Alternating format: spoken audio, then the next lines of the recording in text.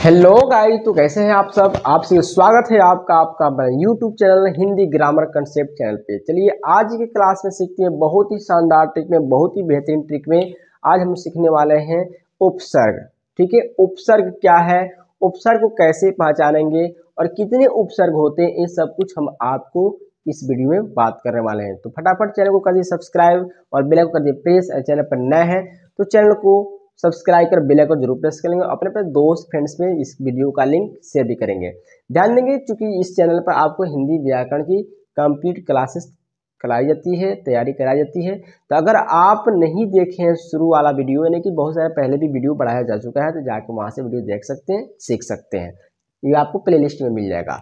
यहाँ पर क्या दिया है, उपसर्ग। चलिए सबसे पहले हम लोग देखते हैं उपसर्ग दो शब्द से बना हुआ है। एक बना है उप और एक बना है सर्ग। ठीक है, उपसर्ग जो शब्द है वह दो शब्दों से मिलकर बना हुआ है। उप का मतलब क्या होता है, उप का मतलब होता है समीप या नजदीक या निकट, समीप या निकट। और सर्ग का मतलब होता है सृष्टि करना। सर्ग मतलब क्या होता है, सृष्टि करना, निर्माण करना, यानी कि इसके आसपास में जुड़ करके कुछ नया शब्द बना दिया जाता है, नया शब्द निर्माण हो जाएगा। तो सीधी सी बात है, उपसर्ग होता क्या है। तो उपसर्ग जो है, उपसर्ग का मतलब हो गया, उपसर्ग वे शब्दांश है। ठीक है, ये शब्दों का अंश होता है कि उपसर्ग वे शब्दांश से जो किसी शब्द के पहले जुटकर, क्या शब्द के पहले जुटकर उसके अर्थ में विशेषता या परिवर्तन ला देते हैं, उसको हम लोग क्या बोलते हैं, उपसर्ग। यानी कि वे शब्दांश जो कि शब्द के पहले जुटकर उसके अर्थ में विशेषता या परिवर्तन ला दे, उससे हम लोग क्या बोलते हैं, उपसर्ग बोलते हैं। फिर से लिख लेंगे, सुन लेंगे। उपसर्ग वे शब्दांश जो शब्द के पहले जुटकर उसके अर्थ में विशेषता ला देते हैं। लिख लीजिए, उपसर्ग, उपसर्ग वह शब्दांश है, उपसर्ग वह शब्दांश है जो किसी शब्द के पहले जुटकर चाहे जुड़कर, पहले जुड़कर उसके अर्थ में विशेषता या परिवर्तन ला देते हैं। ला देता है कहिए, क्योंकि एक उपसर्ग वह शब्दांश बोले, अगर हम लोग उपसर्ग वे शब्दांश से तो ला देता है, ला देते हैं, चाहे ला देता है। ठीक है, यानी कि यह किसी शब्द के पहले जुटेगा। मैंने उपसर्ग शब्दांश होते हैं, शब्दों का अलग अलग अर्थ भी होता है, लेकिन शब्दों का अंश होते हैं और उनका जुड़ जाने से एक नया शब्द बन जाता है। यानी कि अगर उपसर्ग किसी शब्द के पहले जुटता है तो एक नया शब्द बना देगा, शब्द के अर्थ को भी बदल सकता है। कभी कभी शब्द के इर्द गिर्द भी उसका अर्थ होता है। यानी कि किसी शब्दांश में अगर जोड़ा जाए, कोई शब्दांश अगर जोड़ते हैं तो उपसर्ग जोड़ने से आपके तीन बातें पता चलती है। क्या बातें पता है, तीन बातें चलती है। शब्द के अर्थ में नई विशेषता ला देता है, शब्द के अर्थ को उल्टा भी कर सकता है, और शब्द का अर्थ जो है इर्द गिर्द होता है। ठीक है, तो अगर कोई उपसर्ग अगर आप किसी शब्द के पहले जोड़ते हैं तो उसमें तीन बातें देखने को मिलती है। पहला होगा कि उस शब्द के अर्थ में विशेषता ला देगा। दूसरा हो सकता है उसके शब्द के अर्थ को उल्टा भी कर सकता है, मतलब कि कोई उपसर्ग ऐसा जोड़ेंगे शब्द का अर्थ उल्टा हो जाएगा। और तीसरा ऐसा होता है कि कोई उपसर्ग अगर आप जोड़ते हैं तो शब्द का मतलब उसी का मतलब आसपास होता है।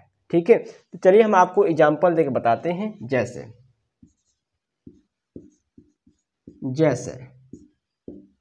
जैसे यहां पर लिखा है अभी और यहां पर लिखा है मान। ठीक है, अभिमान, यानी यह जो शब्द है यह मूल शब्द है। ठीक है, यह आपका मूल शब्द है जिसको हम कह रहे हैं, ये मूल शब्द है, लेकिन ये क्या है, उपसर्ग है। क्या है, उपसर्ग। तो मान के पहले में अगर हम अभी जोड़ देते हैं, मान के पहले में हम अगर अभी जोड़ देते हैं तो उसका अर्थ क्या हो गया, अभिमान। तो मान का मतलब कुछ और था, अब अभिमान का मतलब कुछ और हो गया, है ना, गर्व घमंड हो गया। ये मान का मतलब कुछ मान हो जाएगा, चाहे जो भी हो चीज हो सकता है। तो यहाँ पर अभिमान एक नया शब्द बन गया।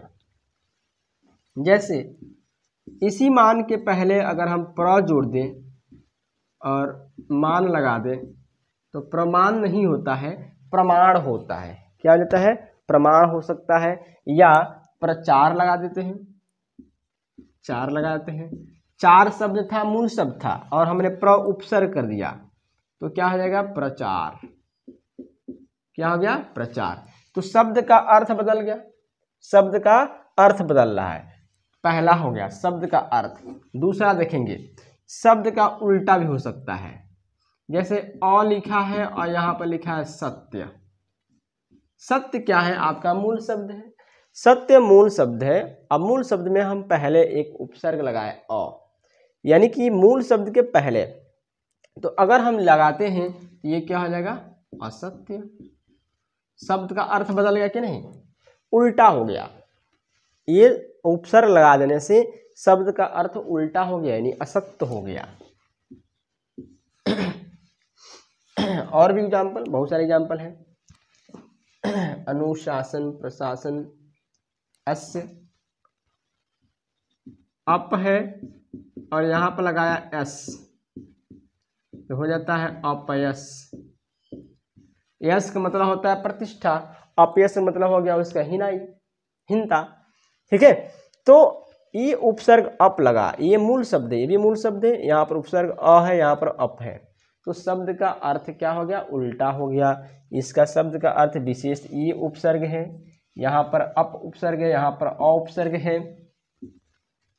ठीक है, अब देखेंगे, अब दूसरे टाइप के हम उपसर्ग जोड़ रहे हैं। ठीक है, अब उपसर्ग जो हमने बताया कि शब्द का अर्थ जो है कोई खास परिवर्तन नहीं होता है, शब्द का अर्थ जो है इर्द गिर्द होता है।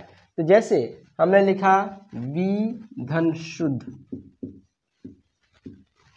विधन शुद्ध क्या हो जाता है, विशुद्ध। विशुद्ध क्या हो गया, विशुद्ध। परिधन भ्रमण क्या हो गया, परिभ्रमण, परिभ्रमण। अब देखिए ये मूल शब्द है शुद्ध, यहाँ पर भी हो गया। भ्रमण मूल शब्द है, यहाँ पर परि उपसर्ग जुड़ गया। तो इसके जुड़ने से वि और शुद्ध हो विशुद्ध हो गया, एक नया शब्द बना। तो नया शब्द विशुद्ध और शुद्ध का कोई खास अर्थ इधर उधर नहीं है, दोनों का मतलब लगभग थोड़ा इर्द गिर्द है। ठीक है, मतलब तो वही होता है। परिभ्रमण, भ्रमण मतलब घूमना होता है, परिभ्रमण मतलब चारों तरफ घूमना होता है। तो मतलब दोनों का इर्द गिर्द आ रहा है। तो ठीक है, तो अगर उपसर्ग किसी शब्द के पहले जुटता है तो उसमें तीन बातें देखने को मिलती है। पहला तो उसका शब्द में अर्थ में विशेषता आ जाएगा। दूसरा हो सकता है कि वो शब्द के अर्थ को उल्टा कर सकता है। तीसरा हो सकता है कि शब्द का जो मतलब है इर्द गिर्द हो सकता है।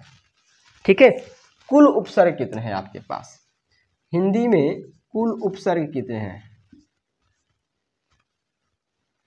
हिंदी में कुल उपसर्ग कितने हैं,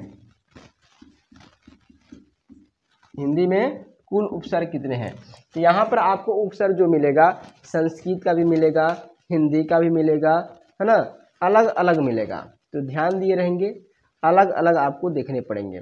संस्कृत के, हिंदी के, संस्कृत के जो है 22 हैं, संस्कृत के 22,